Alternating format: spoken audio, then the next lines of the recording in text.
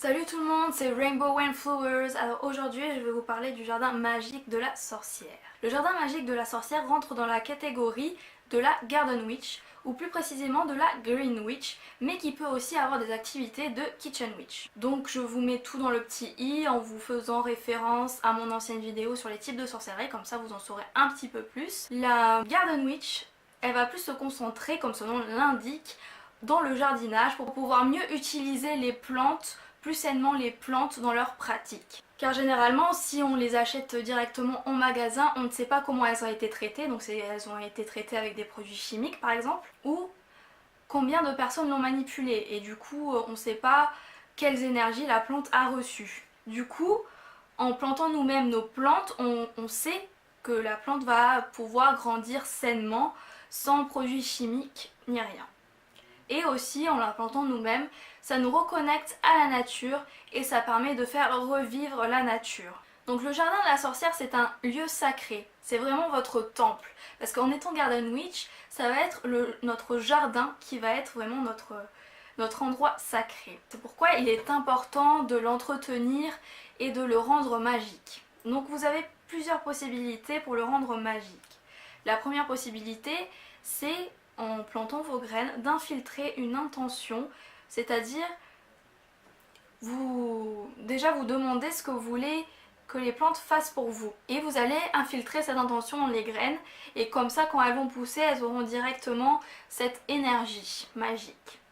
Ensuite, vous pouvez faire une ambiance propice de magie dans votre jardin. Ça peut être en installant des bancs, en installant des mangeoires pour oiseaux, des fontaines, des statues. Il faut vraiment que vous sentiez que votre jardin est magique et sacré. Donc les qualités à avoir pour être Garden Witch. Donc la première, c'est la discipline.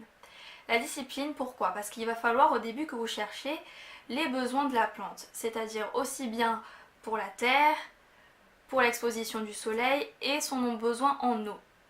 Et aussi comment bien l'entretenir au quotidien au fur et à mesure des jours. Ensuite, il va falloir la patience, parce qu'il y a certaines plantes qui vont pousser assez lentement, c'est-à-dire au bout de 6 mois. Et aussi, il va y avoir beaucoup de ratés. Au début, on va essayer, on va faire des choses, on va tester, et il y aura forcément des ratés. Il faut avoir le cœur ouvert, parce qu'on travaille quand même avec des êtres vivants. Ce ne sont pas que des simples objets décoratifs, les plantes. Et du coup, c'est important de se sentir le cœur lié à la plante ou aux plantes qu'on va entretenir. C'est comme un enfant, c'est comme s'occuper d'un enfant, la plante. Ensuite, il faut aussi de la force, parce que pour ceux qui le font en jardin, du coup, eh ben, il faut désherber, il faut tailler, il faut planter, il faut... Voilà.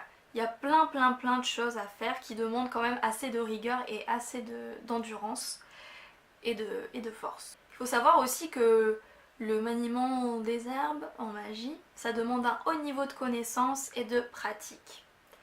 Donc vous allez planter vos plantes et vos fleurs, et vous allez vous allez tester ce que vous avez appris sur ces plantes. Alors maintenant, pour savoir si vous êtes fait ou pas pour ce type de sorcellerie, alors j'ai trouvé ça dans le livre Garden Witch de Hélène Dugan.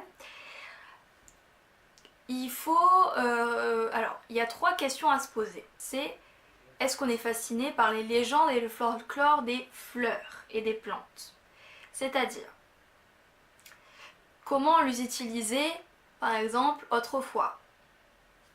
Ou dans la mythologie, par exemple, quelles sont leurs histoires dans la mythologie? La deuxième question à se poser, c'est: est-ce que ça nous prend aux tripes, ou est-ce que ça nous amuse, ça nous met en joie de planter des plantes et de les faire grandir? Et la troisième, c'est: est-ce qu'on a toujours été attiré par de beaux jardins, ou par les sensations, les différentes sensations qu'on a par rapport au jardin, c'est-à-dire au niveau de l'odorat aussi?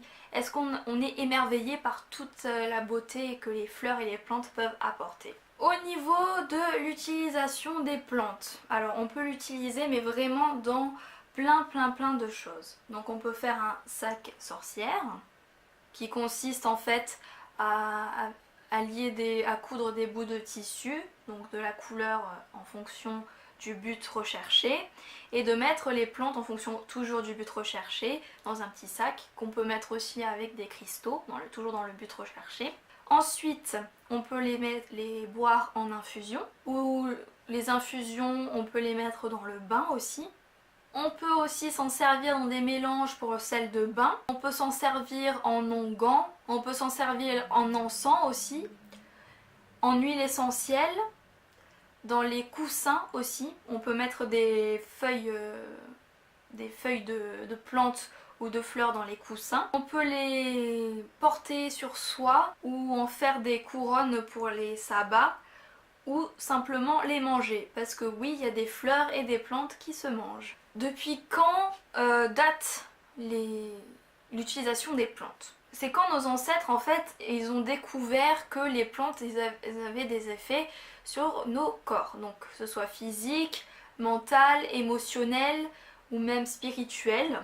Et donc ils s'en servaient pour la médecine, mais ils s'en servaient aussi dans la nourriture. Et plus que tout, les arbres fascinaient nos ancêtres et les anciennes sorcières, car c'était des êtres vivants, enfin c'était des êtres végétaux qui pouvaient vivre plus longtemps que nous.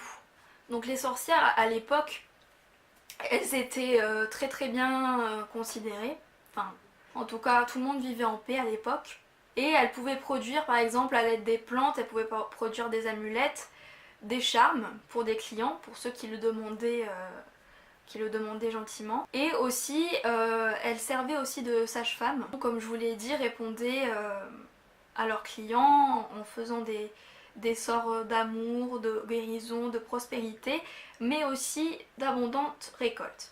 Car à l'époque, on avait tous un espèce de petit jardin où on cultivait les fruits et légumes pour manger et pour nourrir la famille. Donc c'était vraiment important d'avoir des récoltes assez abondantes. Mais après, du coup, il y a le christianisme qui est arrivé, qui a voulu avoir les pleins pouvoirs et du coup qui ont semé la terreur chez les villageois. Et du coup, les sorcières, elles ont été obligées de se cacher pour pratiquer encore leur art. Et puis ensuite, évidemment, il y a eu les exterminations dirigées par l'église. Donc vous avez la possibilité de le pratiquer en secret comme le faisaient nos ancêtres, mais vous pouvez aussi le pratiquer en famille. Pas obligé de le pratiquer en coven, même si ça manque un peu d'un coven, mais vous pouvez facilement le pratiquer seul. Et d'ailleurs, on ressent mieux les choses quand on le pratique seul. Point que j'aimerais préciser, c'est que tout le monde peut avoir son jardin de sorcière. Vous n'êtes pas obligé d'habiter une grande maison avec un grand jardin pour pouvoir faire votre jardin sorcière. Vous pouvez très bien avoir votre jardin sorcière en habitant en appartement. C'est-à-dire que vous pouvez faire votre petit jardin sur votre balcon par exemple. Donc voilà, c'était une petite présentation. Je vais faire une petite série comme ça de la Garden Witch ou du jardin sorcière si ça vous intéresse. Et j'espère que cette vidéo vous aura plu, vous aura servi. Et je vous dis à bientôt pour une prochaine vidéo. Salut!